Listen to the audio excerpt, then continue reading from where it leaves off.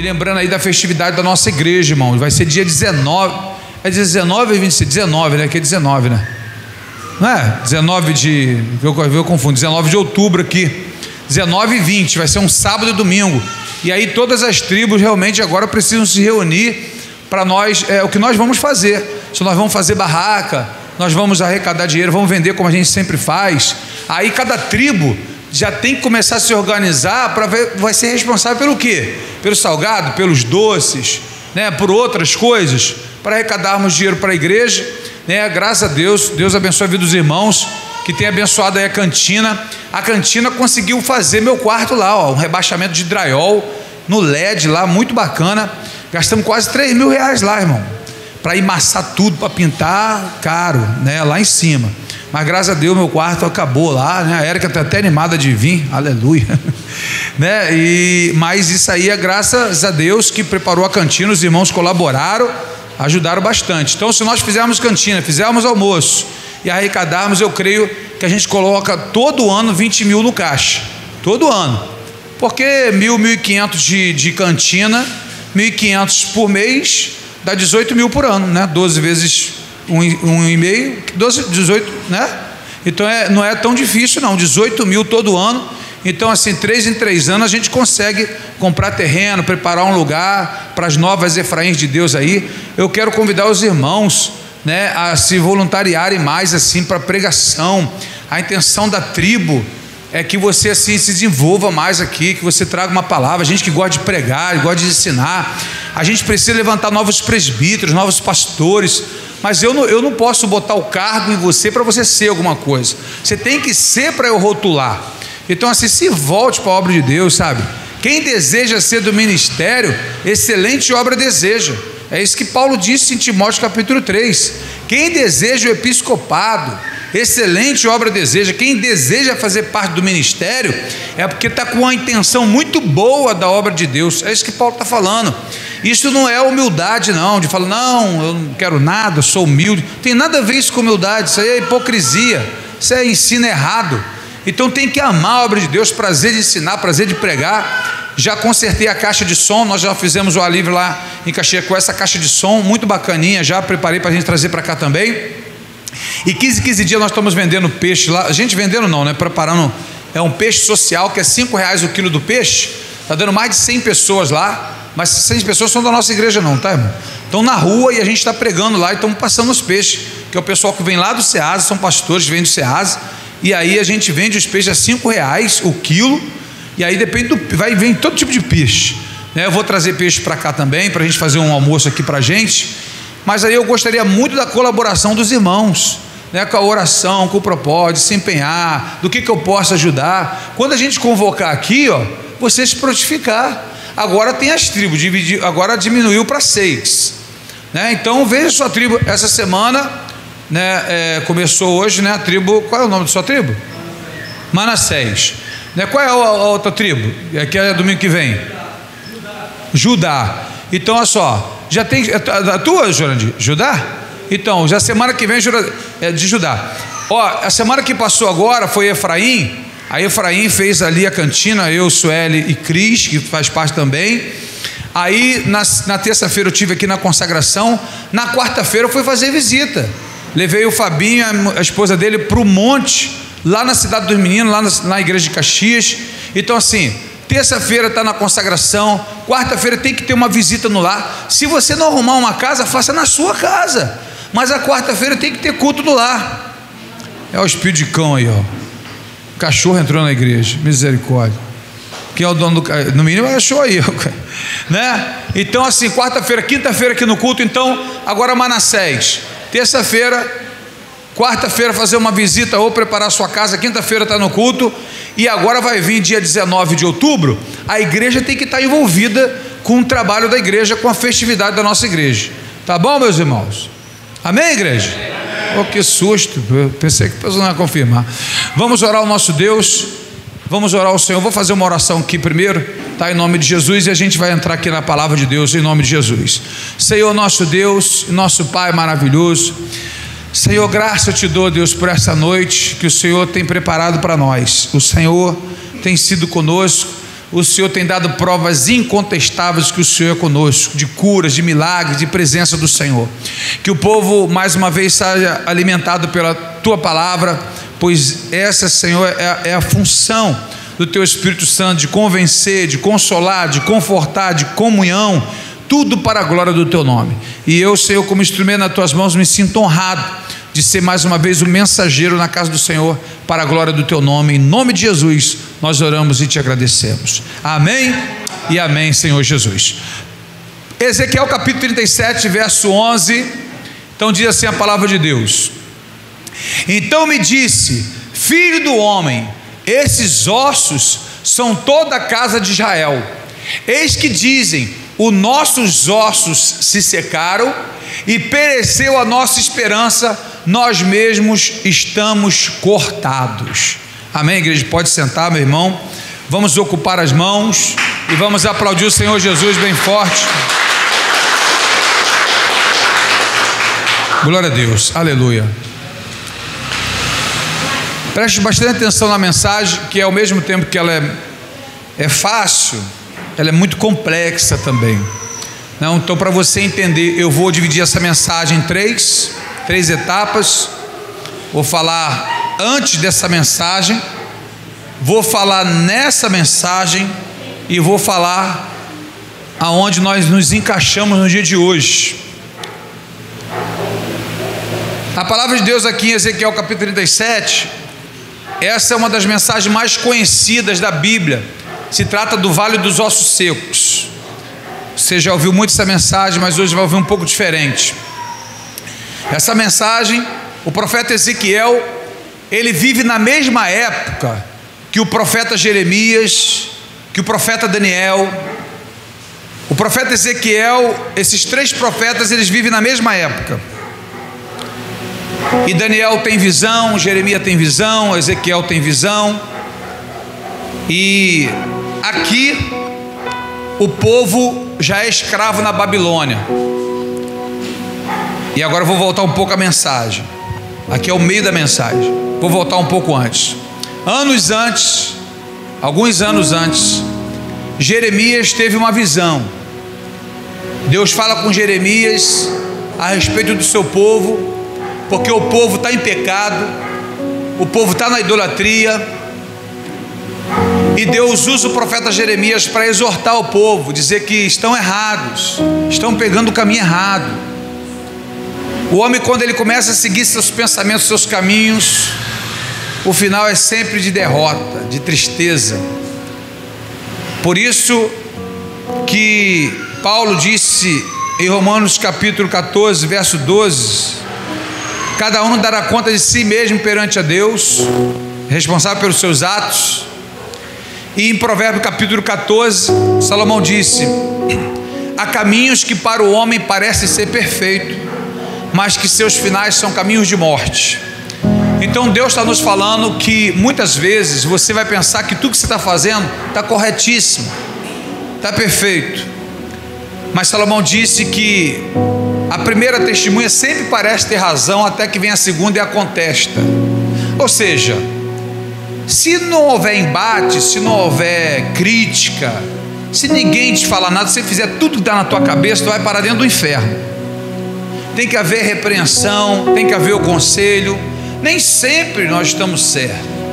Salomão disse em Provérbio 19, no verso 20: aceita o bom conselho, para que tu sejas sábio nos teus dias por vir sobre a terra. Salomão disse que o sábio gosta de ser repreendido, ele gosta de ser chamado a atenção. Não é falta de respeito, não, isso aí é falta de educação, mas orientado. Irmão, está errado, olha, a tua vida está errada, a Bíblia não diz dessa forma. E ele tem que ficar muito contente por ser orientado pela palavra dessa forma, e não chateado. E Jeremias, ele sofre muito, é jogado no porão, é espancado, e várias torturas com Jeremias, só porque Jeremias falava que o povo estava no pecado, estava errado. O filho de Ilquias, Jeremias o profeta, eles faziam sacrifícios no templo, e eles viviam na idolatria, no pecado, e nada, aquilo já já estava tão acostumado com o pecado, porque Deus faz muito assim: Ele repreende, castiga todos quanto ama, é isso que diz o Apocalipse. Então a primeira coisa que Deus vai fazer é te repreender. Você vai reparar, tomara que isso não aconteça com você, mas as primeiras vezes Deus chama atenção. Você vai fazer algo que você sabe que Deus não se alegra, aquilo te incomoda, não é legal. E aí, se você faz de novo, na terceira vez, aquilo não te incomoda mais. Não te incomoda mais. Deus deixa você praticar o pecado. E aí o homem vai se acomodando com o pecado. E Deus é tardio em se irar. A Bíblia diz que Ele demora a se irar. O problema é quando Ele se ira. Mas Ele demora a se irar. E o povo está pecando, o povo está errando, o povo está falhando. E Deus está deixando. E das piores coisas que pode nos acontecer é quando você estiver errando, quando você estiver pecando e Deus não falar mais nada. Ninguém te chama atenção, você é dono da sua vida, porque Ele repreende e Ele castiga aquele que Ele ama. Quando você não é repreendido, você não é chamado a atenção, cuidado, pode ser o momento mais perigoso da sua vida. Porque enquanto Deus estiver te punindo, castigando, repreendendo, é porque ama e quer te colocar no caminho certo. Às vezes, aquilo que você acha que está dando errado, é Deus te colocando no caminho certo. Isso a gente precisa aprender com Deus. Se Deus está na direção da nossa vida, não pode terminar mal. É por isso que Paulo disse aos Filipenses capítulo 4: não vos inquieteis, não fiqueis ansiosos por coisa alguma, antes as vossas petições sejam tudo conhecidas diante de Deus. Então tudo que nós formos fazer, a orientação é orar antes, para que aquilo que acontecer, o que acontecer, está na direção de Deus. Deu errado, não foi como você queria, tal, mas Deus está no controle. Você invocou o nome do Senhor, você orou. Você pode até não entender a princípio, mas depois Ele vai esclarecendo. Então Deus usa o profeta Jeremias. Ele sabe que o povo não vai ouvir, mas Deus usa dessa mesma forma, falando com Jeremias: eles não vão te ouvir, eles não vão te dar crédito, mas vai lá e fala. Paulo falou em Romanos no capítulo 1, para que fiquem indesculpáveis, ou seja, não tem depois o que argumentar. Te deu chance, falou contigo. Um culto, por exemplo, como esse aqui, né? Se nós ficarmos aqui achando que a gente tem que vir um domingo à igreja para fazer um culto religioso, preocupado com a palavra que se vai te impressionar, se vai impactar, e eu esquecer do que realmente você precisa ouvir, vai se tornar um clube. Aí é festa, é bacana, o cara está no pecado, está em adultério, está no erro, mas não mexe nisso não, porque aí esvazia a igreja. E a igreja não enche com doutrina, muito pelo contrário, ela até esvazia. Jesus, quando multiplicava o pão e o peixe, 5.000 pessoas, mas quando Jesus começava a aplicar as regras, as 5.000 pessoas iam embora, só os discípulos ficavam, só os 12. Então Jeremias é usado para falar da palavra de Deus e repreende o povo, e o povo não dá ouvido. E aí então Jeremias profetiza: por vocês não me darem ouvido, vocês vão sofrer na Babilônia, vocês vão passar 70 anos de escravidão na Babilônia. Aí piorou a situação de Jeremias. Prenderam Jeremias, jogaram no cárcere, no porão.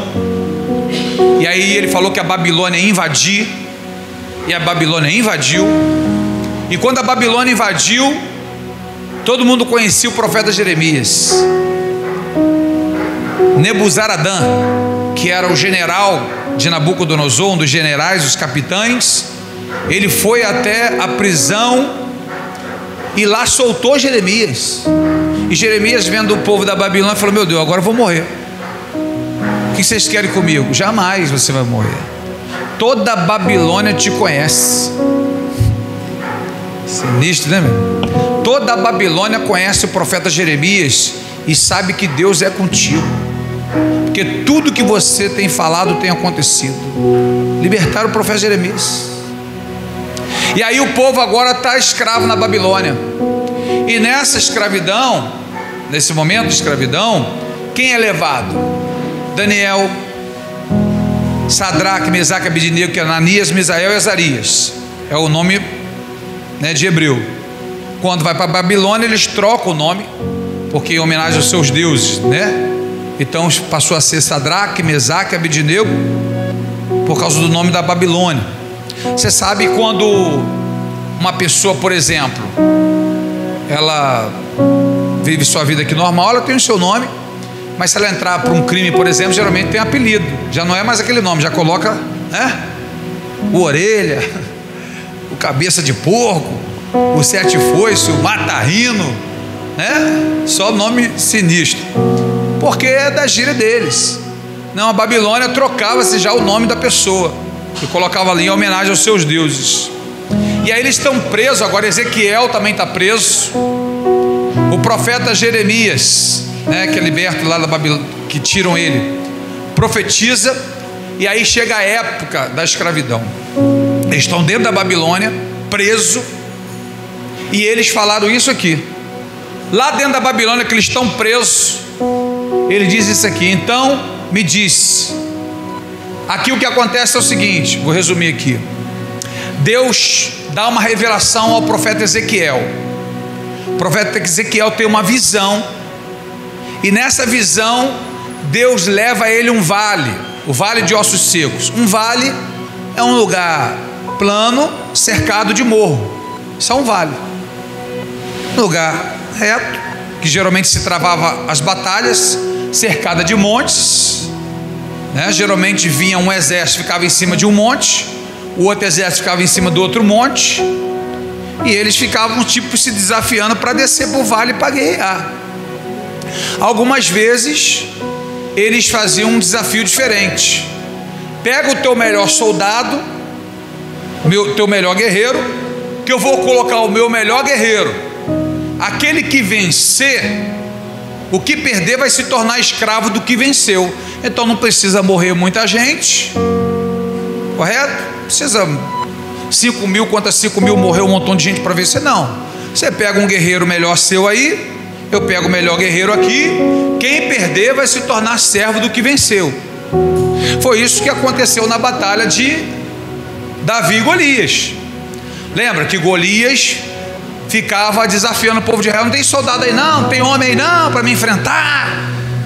Israel de um lado, o povo filisteu do outro. Manda um guerreiro teu e manda o meu.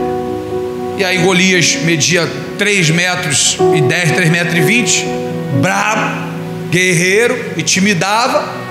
E Saul está lá com medo, e ficava um exército de lá, um exército de cá, 40 dias falando isso. Manda um aí, vamos botar, né? Briga de galo, vamos botar aí. E aí chega Davi, vocês conhecem a história. Davi: eu vou. Aí você já conhece a história. E aí Deus, ele dá uma visão a Ezequiel, mostra um vale,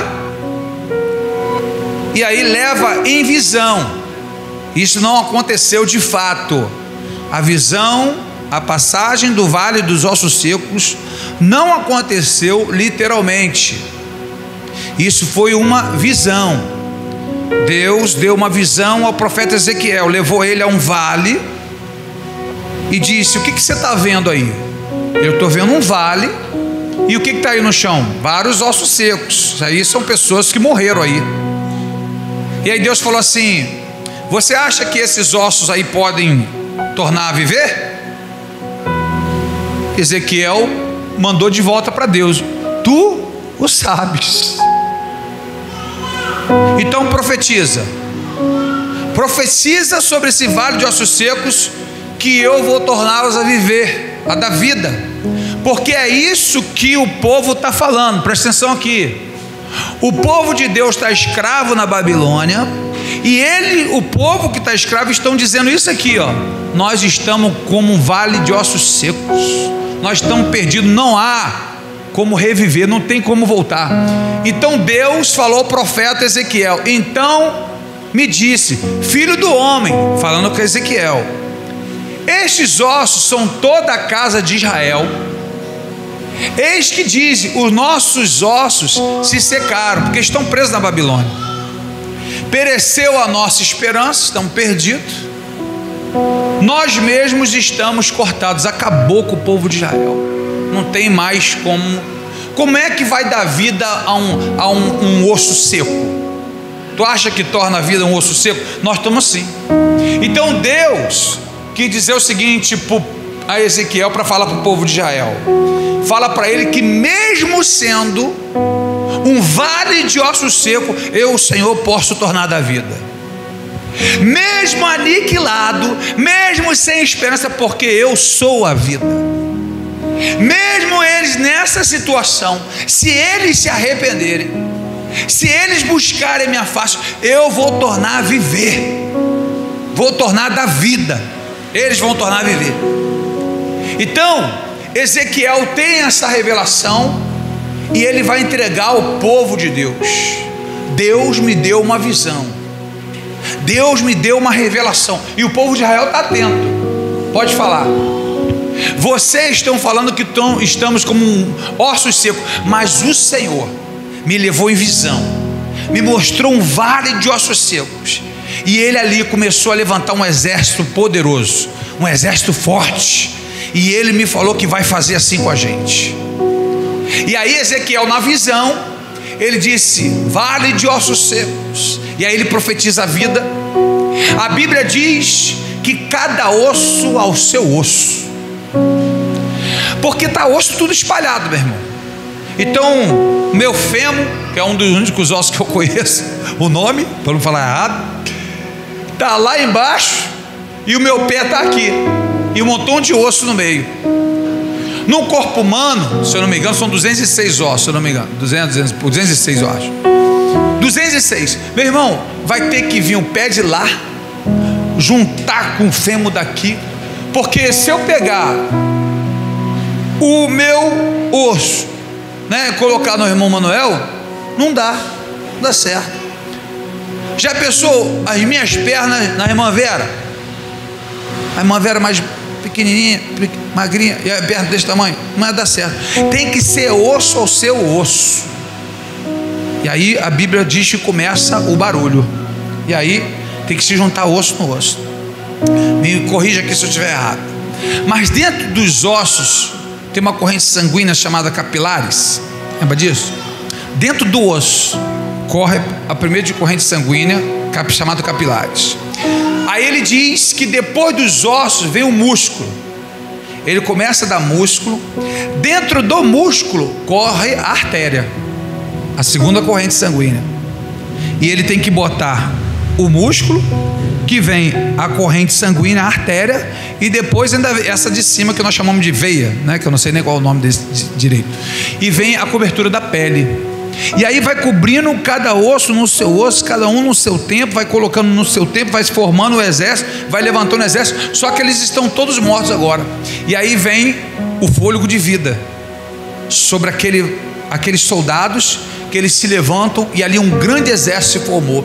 Todo o povo de Israel entendeu o que Ezequiel estava falando. Então Deus pode fazer novamente isso conosco. A profecia de Jeremias é que o povo ia sofrer 70 anos. Quando deu 70 anos cravado, o rei libertou o povo. Falou: olha, vocês devem voltar para a terra de vocês, porque se cumpriu a visão de Jeremias dos 70 anos. Ezequiel falou que Deus ia fazer. E aí, um dos salmos mais lindos que nós falamos nas igrejas até o dia de hoje, que é um salmo da peregrinação, que é um salmo que ninguém sabe quem escreveu, o Salmo 126. Coloca aqui para mim, né? O Salmo 126 é um salmo que não tem autor. Davi escreveu 74 salmos, são 150, alguns escritos por Asaf, filhos de Corá, alguns desconhecidos. E esse salmo é o salmo da peregrinação, é o salmo que ninguém sabe quem escreveu quando saiu da Babilônia. Lembra daquele louvor do Sérgio Lopes? Quando em cativeiro te levaram de Sião, e teu sacerdócio prantearam de aflição, foi como morrer de vergonha e dor. Caminhava triste o povo forte do Senhor a Jerusalém. Então o que ele diz aqui? Aí é escrito esse Salmo 126. E aqui, para o final da mensagem, diz assim, ó: quando o Senhor trouxe do cativeiro os que voltaram a Sião, estávamos como os que sonham. Porque quando Deus realiza o milagre, quando Deus realiza a maravilha na nossa vida, principalmente aqueles mais difíceis, todo mundo fica bobado. E muitas vezes Deus deixa até realmente o mais difícil, justamente para que você dê valor e tenha a sua própria experiência com Deus. Quando você quer fazer algo que está dentro do seu limite, não precisa nem usar a fé. Você precisa usar a fé. A fé é justamente para viver o sobrenatural de Deus. E é impossível você exercer fé sem correr riscos. Porque a fé é o firme fundamento das coisas que não se vê e a convicção do que se espera. É justamente se tornar completamente dependente de Deus. E aquilo que Deus realiza, aquilo que você não tinha condições, é justamente onde você não tem dúvida. Porque Deus, Ele quer ser glorificado, Ele não quer que você tenha dúvida. Quando Deus chamou Gideão, em Juízes capítulo 4, capítulo 7 ali, Ele disse: Gideão, você só vai com 300, para que esse povo não diga, nós vencemos pelas nossas próprias mãos, porque com 300 você vai ter certeza que foi eu, o Senhor, quem deu. E isso é muito interessante. Como eu já falei aqui, às vezes o que você acha está dando errado pode ser Deus colocando no caminho certo. E a escuridão, ela só chega quando a luz sai. Porque se existe luz, não existe escuridão. Essa é uma das respostas. Eu pensei até que era de Albert Einstein, mas é de Agostinho. Fui saber esses dias. Albert Einstein também dizia isso, que a escuridão só existe na ausência de luz. E eu achei muito interessante, porque essa é uma das explicações quando as pessoas te perguntarem por que tanto mal, por que crianças morrem, por que tanta catástrofe, por que tanta coisa ruim. Deus não fez nada disso. É só Deus não proteger, é só Deus não guardar, que o homem por si mesmo se destrói. Então não precisa Deus fazer nada. O problema é que Deus está protegendo o tempo inteiro, Deus está guardando o tempo inteiro. Mas quando rejeitam Deus, é só Deus não proteger, é só Deus não guardar. Pronto, já acabou o homem. O homem por si só ele se destrói. Se nós perdermos a presença de Deus, se nós perdermos a proteção de Deus, não precisa o mal fazer nada, a gente mesmo já se destrói. Então o povo de Deus tem esse costume de tirar Deus da prioridade. Quando nós tiramos Deus da prioridade? Quando a sua palavra não é mais prioridade. Quando nós ensinamos a palavra e parece que a gente tem que preparar uma mensagem bacana aqui no domingo, né, ou impactar igrejas, para a gente ficar com a boa forma de pregador. Mas na realidade, hoje eu entendo porque Deus me chamou para pastor. Que eu sempre gostei disso, do itinerante, né, do pastor itinerante, de sair pregando no mundo todo e tal. Só que quando Deus me chama para cuidar de ovelhas, eu vejo que Ele muda completamente a minha vida e a minha visão. Porque quando eu vou pregar fora, eu geralmente me adapto à igreja. A igreja de barulho, eu faço barulho. A igreja tem que falar baixinho, eu faço barulho. Tem igreja que bate palma, tem igreja que não bate palma. Tem igreja que usa véu, tem igreja que me dá 20 minutos para pregar. Tem igreja que fala que eu posso pregar o tempo que eu quiser. Então eu me adapto ali, porque eu não vou chegar ali para doutrinar ninguém. Existe um pastor lá. O pastor que tem que conhecer suas ovelhas. Eu já falei isso aqui, ó, eu vou repetir o que está gravando. Uma vez eu fui chamar a atenção de uma ovelha, que é a ovelha de um pastor amigo meu. Uma senhora muito humilde, muito simples. Aí eu chamei a atenção dela severamente. Tu via que ela tinha pouca cultura, pouca informação, iletrada. E ela disse assim: o senhor é meu pastor não, para o senhor ficar me doutrinando não. Porque eu disse que Deus estava com dificuldade de falar com ela, porque ela era muito intolerante. Mas era o jeitão dela, tem um passado lá complicado. Mas aí eu fui querer ajudar, ó. Ela falou aquilo. Quando eu cheguei em casa, Aquela noite eu não consegui dormir, madrugada toda orando. Meu irmão, veio o espírito de perturbação, espírito de suicídio. Eu senti tudo isso perto de mim. Eu sabia que eram os demônios me cercando. E aí Deus me fez lembrar do que eu fiz com a ovelha. Aí eu comecei a orar por ela. Quando eu orava por ela, eu ficava em paz. Muito pior do que crise de ansiedade, muito pior que depressão profunda. Meu irmão, era muita coisa ruim. Sabe o que é presença do maligno e você se sentir desprotegido de Deus? Pelo que eu falei para um pequenino do Senhor. Quando o Espírito me lembrou daquela mulher, eu comecei a orar por ela. Quando eu comecei a orar por ela, eu sentia paz. E daqui a pouco eu queria orar pela nossa igreja, orar por outras coisas, vinha de novo. Aí eu entendi que eu tinha que ficar orando por ela a noite toda. Não dormi aquela madrugada. 5 horas da manhã eu fui na casa do pastor. Pastor, pelo amor de Deus, me ajuda. Eu tenho que ir lá naquela irmã. Tenho que pedir perdão, tenho que chorar, tenho que fazer qualquer coisa. Não, pode deixar, não, nem dormir. Não estou conseguindo dormir. E se eu parar, eu sinto o espírito dos demônios me cercando. E aí eu tive que ficar até 8 da manhã para esperar amanhã, a irmã. E a irmã, quando chegou, tive que pedir perdão. E aí eu senti a paz do Senhor. Eu senti a graça de Deus se manifestando. Mas eu senti principalmente o cuidado de um rebanho.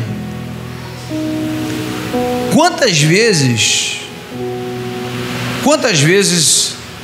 antes de ser pastor, eu não entendia isso, de encher a igreja. A gente quer encher a igreja, mas se eu fui chamado para cuidar de 50, é de 50 que eu tenho que cuidar. Eu não sei de quanto eu fui chamado para cuidar, a não ser pelo sonho, que um dia vai chegar a 500. De 500 eu sei lá, e preparado para um lugar de 5 mil. Agora daí para lá eu já não sei mais de nada. Eu não sei nem quando vai chegar isso. Mas o que eu percebi, como nós somos protegidos, queridinhos de Deus, e que realmente é o pastor com o seu rebanho, eu entendi o que a Bíblia diz quando o Espírito Santo tem ciúme de nós. Porque esse ciúme está na questão de ele não abrir mão de você para ninguém, para nada, para outra religião, para outro Deus, servir a Deus, ou é dele ou não é. Porque Paulo diz que ciúme é pecado, lá em Gálatas capítulo 5, mas é aquele ciúme de marido e mulher, e briga, que às vezes sem motivo tem ciúme. Ciúme é uma coisa normal. Eu posso ter ciúme da minha esposa, o que eu não posso é ficar arrumando briga com a minha esposa por causa do meu ciúme. Eu tenho que chegar, olha, pessoa, tu faz essa situação, eu me sinto mal. Não, tem a ver. Estou falando que fulano, ciclano e tal, isso, não sei, eu gostaria de não ligar para nada, não sentir nada, só que quando isso acontece, eu me sinto mal e eu sei que isso é ciúme. Ela, como uma mulher sábia, ela fala, olha, eu não ligo, mas mediante a você eu não faço mais. Pronto, eu vou cortar isso aqui, pronto, acabou. Ficar alimentando aquilo, tanto é pecado dela como é pecado meu, se eu ficar brigando com ela. Esse é um ciúme que é da carne. Agora, do sentimento de perda, né, do sentimento de se dividir, é um sentimento de Deus, porque o Espírito Santo tem ciúme de nós. O Espírito Santo não divide a gente com ninguém, ou é dele ou não é. Então Deus usa o profeta e fala assim, ou vocês são meus ou vocês não são.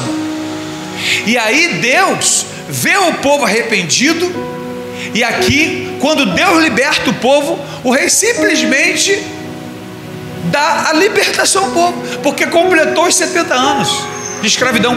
Era só os 70 anos da escravidão, e aí ele liberta o povo, e o povo vai voltar para Israel, vai voltar para Jerusalém.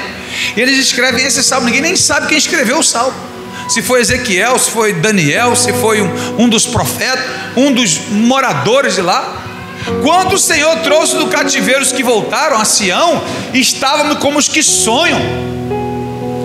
Verso 2: então a nossa boca se encheu de riso e a nossa língua de cântico. Então se dizia entre os gentios. Abre parênteses aqui rapidinho. Teve uma dúvida lá em Caxias, se nós somos judeus ou nós somos gentios. Judeu nessa época é todo povo que nasce lá em Judá, em Israel, aquelas bandas hebreus, judeus, israelitas, já expliquei isso aqui. E gentios eram todas as pessoas que não nasciam em Israel, o resto do mundo. Então hoje nós não somos nem judeus nem gentios, nós somos a igreja de Deus. tanto judeus como gentios que se convertem a Cristo se tornam o corpo de Cristo. E quando nós estamos unidos, formamos o corpo do Senhor, a igreja de Deus. Nessa época, que os gentios, quer dizer, as outras nações estão vendo o que Deus está fazendo com o seu povo. Grandes coisas fez o Senhor a estes. Quem glorificava a Deus pelo povo eram os gentios. O que Deus nos mostra é que quem mais vê Deus na sua vida são os de fora. Os de fora. Às vezes os de dentro não vê, porque os de dentro são como filhos. Então o teu filho cresce contigo, tu não vê o crescimento dele. Às vezes nem você vê o teu crescimento. Você parece da mesma coisa, não é isso? Pois parece que não muda, é todo domingo aqui e tal. Só que pessoas que não te veem há 10 anos falam assim: rapaz, como você mudou, seu palavreado é diferente. Meu Deus, como teu filho está grande. Cara, quanto tempo. Aí você para pensar: aí rapaz, tem 10, 15, 20 anos, é verdade que eu sou cristão. E aí começa a cair a sua ficha. E o pessoal de fora que vai observando isso. O seu comportamento é observado por todos. As pessoas falam de você. Grandes coisas fez o Senhor a estes. Grandes coisas fez o Senhor por nós. Isso aqui é o povo aquebrantado. É o povo já arrependido de tanto ter sofrido. Augusto Cury deu uma palavra que eu achei interessante, que ele disse assim: sabe quando você começa a vencer na vida? Quando você se cansa de perder. É verdade. Esse se cansar de perder significa põe um ponto final nisso, sabe? Essa vidinha, isso aí, esse massacre, essa angústia, o dinheiro. Peraí, vamos parar aqui. Vamos botar um ponto final nesse negócio aqui. Acabou. Eu lembro de um milionário, um pastor que estava contando isso. Ele pegou o dinheiro, aí deu tanto para um filho, tanto para outro, mandaram para Disney. Mandou um cartão, camaradas, eles gastaram, fizeram aquilo outro, papapá. Aí os filhos deles são 3 parasitas, né? 3 sanguessugas. Aí não trabalha, não faz nada, porque veio tudo fácil, né? Tudo é mole. E aí, infelizmente, viraram 3 parasitas. E aí ele no carrão dele, só que não deu para levar o carro dele, ele foi num carro mais simples, tipo o meu Corsinha. Aí foi no meu Corsinha buscar os bacanas no aeroporto.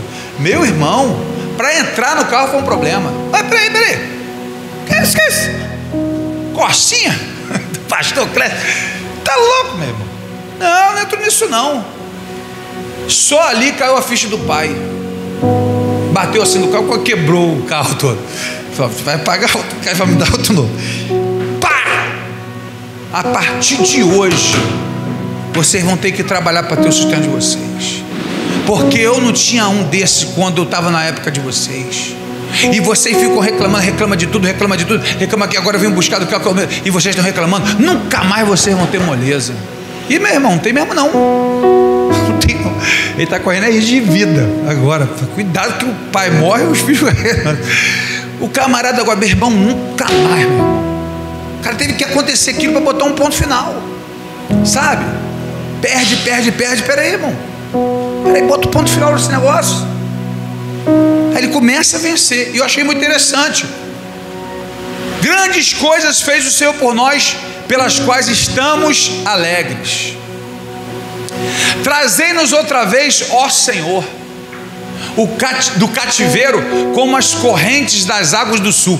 Algumas Bíblias está escrito torrentes do Negueb, torrentes do sul. Torrente é diferente de corrente, com T, torrente. Torrente é uma corrente, só que ela é temporária, entendendo? A torrente, ela vem do monte. A gente já passou até um vídeo aqui.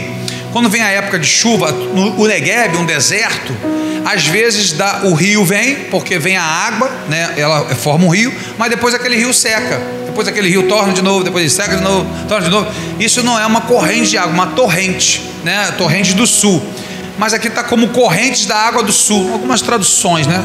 Que aqui está dando a entender que é a água que vai correndo, porque ali surge as plantas, o alimento. 5. Os que semeiam em lágrimas cegarão com alegria. Versículo 6. Aquele que leva preciosa semente andando e chorando, voltará sem dúvida com alegria, trazendo consigo os seus molhos. Aí eu volto aqui o 5, Léo, que é aqui que eu quero partir para o final. Eu quero falar da semente, eu quero falar da lágrima e quero falar da alegria. Deu para perceber que está junto? O que faz isso, com isso, recebe isso. Reparou aqui? O que Deus está querendo dizer é o seguinte: tudo que você for fazer vai ser difícil. Se você sonha em ser um doutor, vai ser difícil. Se você sonha em ser muito melhor, vai ser difícil. Se você sonha em lugares altos, vai ser difícil. Não tem moleza para ninguém, não tem facilidade para ninguém. Tudo é a base do couro. Então não adianta a gente ficar chorando, não adianta ficar lamentando, porque se a gente quer avançar e quer chegar a algum lugar, se prepare para a oposição, se prepare para os obstáculos, porque a semente, ela só brota se morrer. Se ela não morrer, não brota, ela tem que morrer. A semente, e o que você quer vai ter que ser de acordo com a semente que você planta. Não é possível que eu vou falar uma coisa tão simples, né? Preciso explicar uma coisa tão simples, que não tem como você plantar abacaxi e colher abacate. Então aquilo que você sonha, você tem que começar a semear nisso, investir nisso. Eu sonho, né, ainda nos livros, nos congressos, ainda tenho esse sonho, ainda tenho esse projeto, não saiu do meu coração. Não é deixar de ser pastor, deixar de igreja não, que eu vejo que posso fazer o paralelo. Pastor Silas, Jorge Linhares, todos eles têm seus livros, pregam no mundo inteiro e são pastores. Eu vejo que posso fazer uma junção disso. Eu ainda tenho esse sonho, difícil de chegar, lutas. Hoje vi a publicadora, aí vi uma gráfica tal, meu irmão, para tanto livro é 10 mil. E não é igual esse meu pequeno, mas também corrijo o português melhor, que eu não sou muito bom no português, né? Não sou muito bobo também, mas ao ponto de escrever também não está, né, nesse nível. Mas eu sonho com isso aí. Eu já perdi muito mais do que isso, por bobagem, por falta de sabedoria minha. Eu deveria ter investido no meu sonho. Foi a semente. Eu peguei a semente e lancei fora. Hoje eu achei interessante, essa semana a Érica falou assim: Clécio, eu quero fazer. Então eu falei: faz nada, nunca mais se verá. Tu tem esse aqui para tua, toma, tanto por mês, para tu não me pedir nada. Toma isso aqui, e esse outro aqui, eu só compro alguma coisa, compro uma casa, um carro, alguma coisa com o dinheiro desses livros aqui. Daqui não sai, filho. Daqui não sai, porque eu conheço a palavra. Eu vou semear com lágrima, vai ser com luta, vai ser com determinação. Eu vou chegar aqui. Se eu não chegar aqui, em outro lugar eu chego, mas até melhor, porque Deus, a Bíblia diz que mais do que pedimos e o que pensamos é o que o Senhor tem preparado para nós. E o problema da semente é que demora. A gente vê um pé de manga assim, para arrancar a coisa mais simples, um dia acaba com um pé de manga, filho. O camarada tinha um pé de manga aqui, ó, na frente da nossa igreja aqui. Para mim ficou até melhor que a visão. Agora estou vendo tudo lá embaixo. Mas o cara chegou ali, meu irmão, 2 horas o cara botou o pé de manga aqui fora. 2 horas. Cortou na raiz, meteu fogo embaixo, acabou o pé de manga. Irmão, quanto tempo levou para colher uma manga daquele pé de manga? Quanto tempo levou? Então, quando você tem a semente, os teus sonhos, os teus projetos, né? Você fica programando um tempo, mas esse tempo você não tem, filho.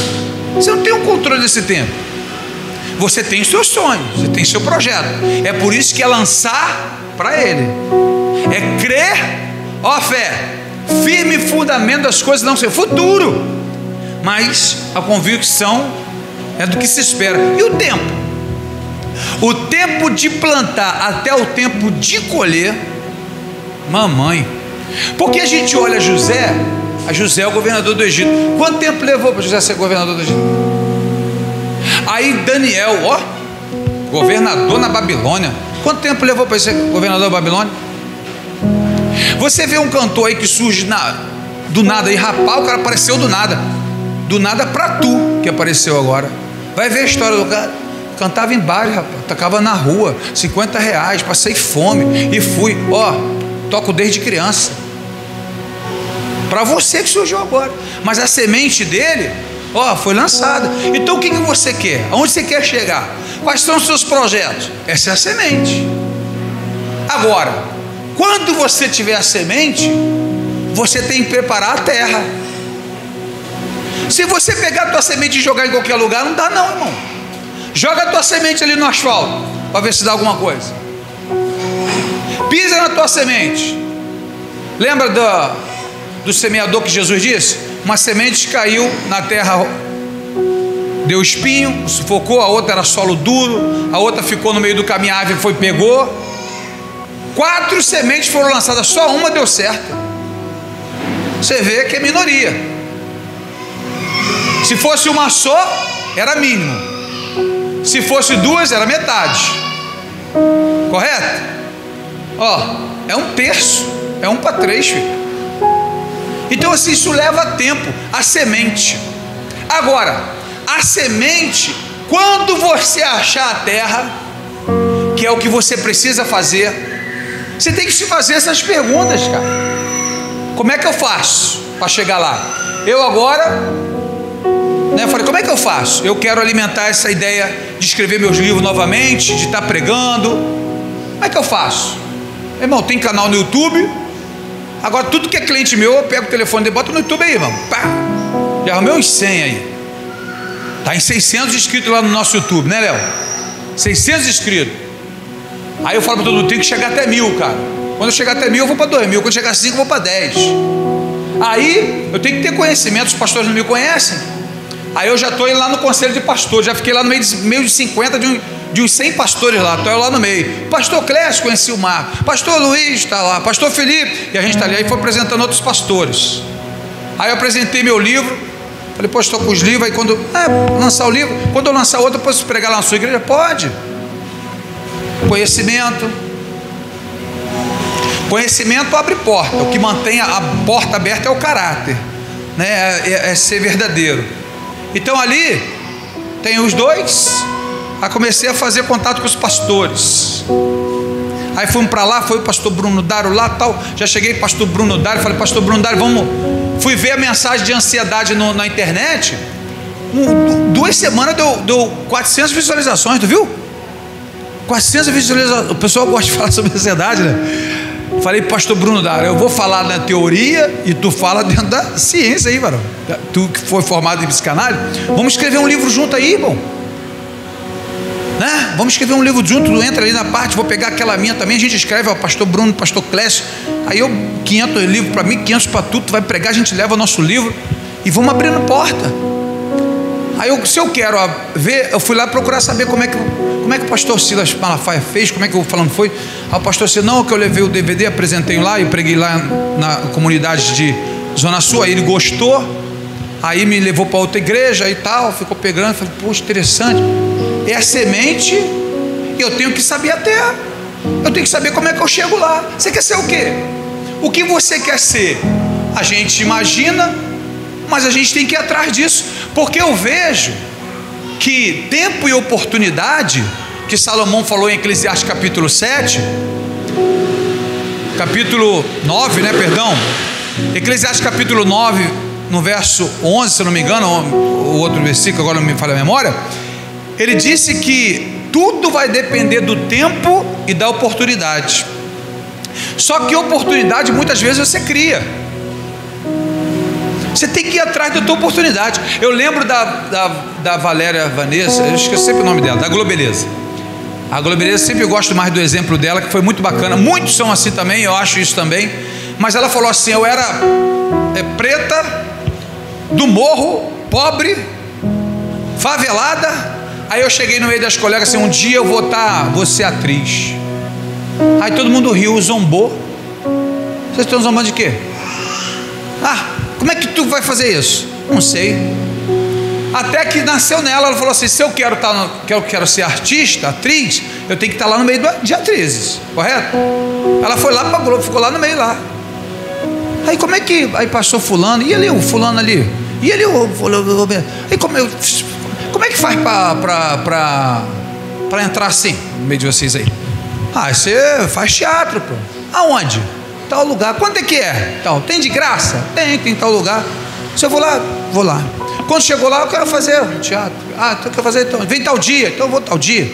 Aí ela foi lá também. Agora, como é que faz para entrar na televisão? Não, aí é só se fulano gostar. Quem é fulano que gostar? Fulano, então eu vou lá no meio do fulano. Aí ela ficou lá. Aí passo bacana, olhou: rapaz, o que você está fazendo aí? Não, eu estou tentando. Tu gosta mesmo? Eu gosto. Quer tentar fazer o papel? Quero. É sorte. Foi sorte. Aconteceu. Ela estava lá. Ela foi lá para o meio deles. Camarada quer ser jogador, vai lá para o meio de jogador. Eu, pregador, eu fico no meio dos pregadores, só assisto mensagem. Eu fico ouvindo o Silas Malafaia, bacana. Aí eu vejo o Rodrigo Silva, adventista. O que é bom desse cara, o que é ruim? Isso aqui, só misericórdia, isso aqui é bom, tal. Eu vejo Hernando Dias Lopes, cara brabo, presbiteriano. Augusto Nicodemo, presbiteriano. Aí ouço, né, o doutor Adalto Lourenço, brabo. Doutor Rivelino Montenegro, adventista. Aí eu fico vendo todo mundo, fico cientista, fico vendo gigante. Pô, isso aqui é bom, isso aqui é ruim. Como é que esse cara, sabe? A gente vai galgando, vai sonhando, vai projetando. Não é lá que você quer chegar? Não é lá em cima que você quer chegar? Como é que faz para chegar lá? Essa é a semente, é a terra. Aonde você vai plantar? Para onde você vai? Você não pode pegar a sua semente e sair jogando, sabe, dando tiro para tudo que é lado. Então a gente tem que. E aí o sábio cria oportunidade. O que semeio com lágrima. Quando você lançar a semente na terra, a semente vai sumir. A semente vai para debaixo da terra. O fato de ela estar debaixo da terra e você não ver nada, não quer dizer que não está acontecendo nada. Porque nós somos um desesperado da vida, né? A gente quer fazer uma coisa que Deus faça no outro dia. Você pega 50 anos, aí quando resolve agora ser crente, quer que Deus resolva isso no outro dia. Isso é tempo. Tirar seus maus costumes, os males aí que foram se enraizando, isso leva tempo. E a lágrima, filho, a semente, a planta, ela não brota sem água, não. E sabe qual vai ser a água que vai para a semente? Essa aqui. Vai ser com lágrimas. A sua lágrima que vai servir de água para a tua semente, sabe, com dores. Você vai ouvir isso direto, irmãos. Eu estive na igreja, aí pastor, tinha um falso, tinha um irmão que não olha, tem irmão que não fala, meu Deus, vai morrer, vai para o inferno. Está vendo que isso é mundial, não? Está vendo que isso é o mundo todo? Onde tem muita gente, tem muito problema, cara. Todo lugar, a minha família, tu não sabe, nem quero saber, porque eu sei como é que é a minha. Tem o bacanão, tem aquele que tu não faz nada por ele, mas ele te ama, te ajuda, não sabe nem porquê. Tem aquele que tu morre por ele, ele quer te matar. Tem aquele que tu ajuda em tudo e ele ainda fala mal de tu. E tem o outro que tu nunca fez nada, ele fala bem de você porque você fez bem a esse, que esse aqui não vale nada. É ele que fala bem de você. Isso é normal, cara. Vai ser menino. Isso é o mundo todo é assim. Qualquer parte do planeta onde você for, é isso aí. Nós que vamos ter que saber lidar com essas situações, saber quem é Deus, quem eu sou, o que eu vim fazer e para onde eu vou. E os que semeiam com lágrimas cegarão com. Sempre vem a resposta de Deus. O fiel sempre prospera. O fiel sempre dá certo. Irmão, todos que você vê na Bíblia, que foram fiéis a Deus, todos terminaram bem. Mesmo embaixo de injustiça, mesmo embaixo de calúnia, mesmo embaixo de chicotada, de perseguição, termina bem. É impossível nós semearmos no reino, nós levarmos com lágrima e terminarmos mal. É impossível, porque fiel é o nosso Deus que fez a sua promessa. E aqui no versículo 6, aquele que leva a preciosa semente. Agora ele vai falar do valor da semente. E não é qualquer coisa não, filho. Deus está falando para tu sonhar grande. Sabe, que sonhar grande, já pensa logo em dinheiro, só vai ficar rico. Não, rapaz, é ser muito bem sucedido, é muito bem resolvido, é ser muito feliz, é ser cheio de Deus, sabe, é ser cheio de alegria. Há muita coisa na frente do dinheiro. Essa semana, um casal apareceu lá na loja. O garoto, quando ele entrou, tu via que o camarada é gente boa, conheço, amigo, mas o cara estava perturbado, trabalhando 7 dias por semana, trabalha, que tem que arrumar dinheiro. Aí a mulher, falei, varão, posso ter um dia contigo, um gabinete pastoral? Aí ele falou assim, o que é isso, gabinete pastoral? É um dia com o pastor, para a gente conversar, quero te orientar algumas coisas de Deus aqui. Nós que somos pastores, Deus, ele tem um tratamento diferenciado com a gente. Como é que vai suportar o problema dos outros? É que eu vou ter que dar com o meu problema, dar com o problema de vocês, e vou ter que chegar no céu, dar conta da vida de vocês? Um camarada desse não pode ser normal, tem que ser revestido. E nós sofremos muito mais, mas quando nós falamos também, eu falo até para o pastor Bruno Dário, cuidado com suas brincadeiras, pastor, porque tudo que a gente fala o povo acredita. Você não vê eu brincando com o irmão, difamando, caluniando, botando ele para baixo, você não vê. Se você vê uma pessoa falando assim, não, Rogério, não sei o que, ela fala, não, rapaz, isso é bênção, não, isso é vitória, não, pedreiro melhor e tal. Se é brincar, pastor, é brincar de elogiar. Eu não posso fazer mais crítica, só se for muito amigo, muito chegado, e olhe lá, hein? Porque a palavra do pastor, se eu sou pastor de 100, a minha opinião tem o peso de 100 pessoas. A pessoa acredita, sabe, sem duvidar naquilo ali, e vê se cumprindo. Então, quantas pessoas que às vezes nós falamos, né? Eu já falei assim para uma advogada, falei, breve será a nossa juíza. Ela, palavra de um profeta, um pastor, um homem de Deus, já tomei posse, e tenho certeza, eu te falei que Deus era essa promessa, e vai se cumprir na minha vida. Ela já tomou essa palavra como de Deus, verdade, ninguém tasca, filho. E Deus faz não por causa de mim, mas por causa dele. A manifestação da glória de Deus não é por causa de mim, é por causa dele. Só quem conhece o Jacques aqui, eu acho que é o Rogério, o Zé Antônio, conhece o Jacques, né? Pensa num cara né, perturbado. Essa semana nós estávamos lá trabalhando juntos, e ele ficou com muita dor de cabeça. Aí ele, cara, eu tenho que ir embora, estou com muita dor de cabeça. Aí eu senti, falei assim, cara, tu é meio perturbadão da cabeça, mas tu crê em Deus? Não, Deus eu creio, pô. Eu falei, tu crê que eu vou orar por você, que essa dor de cabeça vai passar? E tu vai testemunhar, porque tu fala mal de tudo, fala mal de pastor, fala mal de igreja, mas tu vai falar bem da nossa? Ele, eu creio. Aí eu fui orar, o Rafael tirou foto, né, o filho do Ronilson, aí tirou foto orando. Aí, e ele é muito zoeira, né? Ele, tô bem mesmo. E ficou bom. E eu vi que não é você. Eu já orei por mim, não passou nada, continuei doente. Eu tive que pedir o diácono Carlos, eu tive uma crise esses dias, agora foi no esôfago, filho. Pô, o negócio brabo daqui, eu falei, camarada, meu Deus, já estava com problema de gastrite, H. pylori, agora meu Deus, outro, não, mesmo, isso aí eu não vou ter não. E aí já não podia comer, não, mexer logo na minha comida? Não pode. Aí já é demais. já é demais. Aí eu falei assim, não, meu irmão, você vai orar e vai passar. Eu já orei, não passou não, mas tu vai orar, vai passar. Né? O diácono Carlos orou, tal, eu já senti bom na hora, graças a Deus, aleluia, estou comendo de tudo. Aí o que acontece? Mas pela fé. E às vezes Deus faz isso, está na tua oração, nem na minha, para justamente Deus mostrar que o poder não é seu, sabe? Não fique intimidado que é grande, que é pequeno, que é poderoso, que é isso, que é aquilo, não. Às vezes uma enfermidade, e não se gloria com isso também não, porque você pode orar por um camarada canceroso que para Deus não faz a menor diferença, uma dor de cabeça com câncer, com alguém que está morto, para Deus não faz a menor diferença. Se Deus liberar a palavra, todo mundo vai ser curado ali. Então você vai lá e faz a sua, e se a pessoa recebe, olha, realmente eu passo, glória a Deus, e comemora com ele, porque o poder não é seu, é Deus quem faz. Quando as pessoas são curadas lá, falam, aleluia, dá glória a Deus, porque eu posso orar amanhã e não ser curado. As minhas curas, a maioria, eu peço a pessoa para orar por mim. O apóstolo Paulo pedia oração. Jesus falava com ele direto. E quando ia orar, ele pedia oração. Falei, tem um mistério aí, não tem não? Então ele orava e as pessoas eram curadas. E por ele, às vezes, ele pedia oração. Então, vamos voltar aqui para o texto. Aquele que leva a preciosa semente.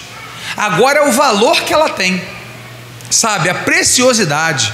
Sabe, não lança para Deus uma coisa mais ou menos, não.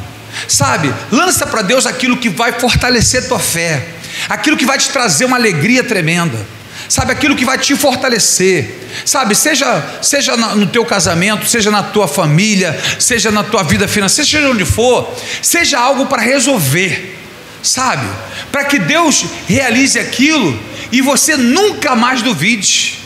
É a preciosa semente, andando e chorando, voltará, diga, sem dúvida, diga, sem dúvida. Foi a palavra que Jesus disse: quando pedires, não peça duvidando, nunca duvide do que você está pedindo, sabe, eu sei que é difícil exercer essa fé, pastor, o que eu faço para aumentar a minha fé? Você sabe como aumenta a fé? Sabe como aumenta a fé? Existe a fé e o dom da fé. Só a fé em crer, essa é a mais fácil, né? Mas você já viu que há o grau de fé das curas? Por exemplo, a mulher do fluxo de sangue, se eu tocar eu vou ser curado. Tinha um montão de gente que tocava e não era curado. Jairo já falou, não, se o senhor tocar na minha filha, ela vai ser curada. E o centurião falou, não, se o senhor der uma palavra aqui, ele vai ser curado lá. O que Jesus falou? Essa é a maior fé. Você vê que há né, tamanho de fé, há limite, presta atenção aqui. Quando os discípulos foram expulsar demônios das pessoas, o que Jesus falou? Por que eles não conseguiram? É necessário muito jejum e muita oração. E ele falou de fé, que era necessário muita fé para que ele tivesse poder para expulsar. Então o jejum, ele vai aumentar muito a tua fé, muito a tua comunhão com Deus, a tua sensibilidade. Experimenta jejuar pela tua vida espiritual e você vai ver o Espírito Santo te incomodando um montão de coisa que você faz, que hoje você não dá muita importância. Você vai ouvir uma música, você vai fazer alguma coisa, se você estiver em jejum e oração aquela semana, aquilo é diferente. Vocês são espirituais, sabe o que eu estou falando? É difícil a gente pregar para uma pessoa que não é crente, para falar, receber o Espírito Santo, que ela vai sentir. Não dá para explicar o que vai sentir. Mas quem tem sabe o que eu estou falando. É a mesma coisa do jejum. Com palavra aqui não dá para explicar, você vai ter que viver isso. Faça jejum pela sua vida espiritual e você vai ver como a sua fé vai aumentar. Como ela aumenta. Todas as pessoas que são usadas em milagres extraordinários, jejuam muito. Jejuam muito, muito. Não é pouco não, jejuam muito. E a gente tem que tomar cuidado com o jejum. Eu tive um problema de cálculo renal, de rins. Não foi porque cálculo renal, não sei, infecção urinária. Acho que eu estou até mudando o negócio. Infecção urinária não foi porque eu jejuava, não. É porque eu não bebia água. Eu jejuava e depois não bebia água. Então assim, se a gente jejua e você bebe a água, né, aquilo que é necessário para o teu corpo, que é 3 ml mais ou menos por quilo, né, não é 2 litros não, depende do seu quilo. Eu tenho 100 quilos, então é vezes 3, então eu tenho que beber 3 litros, mas quem tem 70 quilos aí é 2 litros e 10, 2 litros e 100, né? 2 litros é 2 litros e meio. Então o que acontece? É mediante o seu peso, e segundo a minha doutora, não pode beber tudo de uma vez não. Tem bobinho que fala assim, não bebi nada, agora vou beber 2 litros direto. Dá ruim também, tudo dá ruim. A falta de conhecimento é terrível, né? Hoje eu lembro do meu primo, que ele era médico. Quando ele foi se formar em médico, ele estudava com uma garrafa d'água na frente dele. E eu lembro disso, eu era criança, falei assim, por que não pode ser um suco, uma Coca-Cola? Aí ele ficou rindo, falou, não, porque isso aí não adianta, tem que ser água, e você tem que beber sempre água. Vou ficar bebendo sempre água, água ruim, sem gosto, sem cor, sem nada. E água não é para você gostar, a água é por necessidade, por isso que não tem gosto, é para não gostar, não tem que gostar. A hora que você beber uma água com sede, porque você gosta, porque você está mal, você não é para beber água com sede, né? Eu tive que aprender da pior forma possível. E hoje no meu trabalho, aí eu já trabalho com a garrafa d'água aqui, eu fico medindo, né? 2 de 1,5 litro, aí eu fico tomando aos poucos. E em casa eu já não bebo. Aí eu tenho que ficar lembrando toda hora de beber. Depois do problema, eu lembro direto agora, né? Então, olha só, voltará sem dúvida com alegria, trazendo consigo os seus molhos, a sua recompensa. Sabe, você vai levar a semente, você vai preparar a semente, a terra que você vai lançar, os teus projetos, os teus sonhos. Não vai ser fácil, mas nunca duvide, porque o resultado será resultado de glória, será resultado de bênção, para a glória de Deus. Vamos aplaudir o Senhor Jesus, igreja de Deus? E é justamente isso. Era o povo de Israel na Babilônia. A visão de Ezequiel, Daniel, Ezequiel e Jeremias vivendo na mesma época. Jeremias profetiza que eles iam para o cativeiro, Ezequiel profetiza lá dentro do cativeiro, e aí vem um homem desconhecido, que não sabe quem escreveu o Salmo 126, ele escreve esse salmo justamente porque Deus liberta o povo da Babilônia e traz a esperança. Aí eu faço a pergunta a você: você acha que Deus se esqueceu de você? Você acha que teus sonhos foram lançados no esquecimento? São os projetos, é tempo. Por que às vezes demora, pastor? Porque é para durar tempo. Uma coisa, você está com fome, eu te der um prato de comida, só resolve agora. Mas se eu te der emprego, se eu te ensinar, vai levar muito mais tempo, a escola, estudar, uma profissão. Mas quando você tiver também, vai ser para o resto da vida. Você pode levar 1 ano construindo a sua casa, mas quantos anos você vai desfrutar da sua casa? Olha quantos anos você vai desfrutar da casa. Seus filhos vão desfrutar da casa, teus netos vão desfrutar da casa. Então às vezes leva-se muito tempo, é muito doloroso, mas é para durar muito mais tempo. Por isso que Deus não dá nada a ninguém com facilidade. Não é fácil com Deus, é com luta, é com lágrimas, é semeando, mas Deus sempre garante a vitória. Deus sempre faz terminar bem, e na maioria das vezes muito mais do que pensamos, porque as nossas preocupações só servem para te paralisar. Você pode reparar, 80% das vezes, e são os psicólogos que dizem, eu concordo, 80% das vezes daquilo que você mais se preocupa nem acontece. Aquilo que você está tão preocupado, você vive tão ansioso, nem acontece. Você só se preocupou do nada. E a gente precisa realmente lançar para Deus. Vamos ficar de pé, igreja de Deus? Vamos ficar de pé? Em nome de Jesus, a gente vai estar encerrando aqui em nome de Jesus.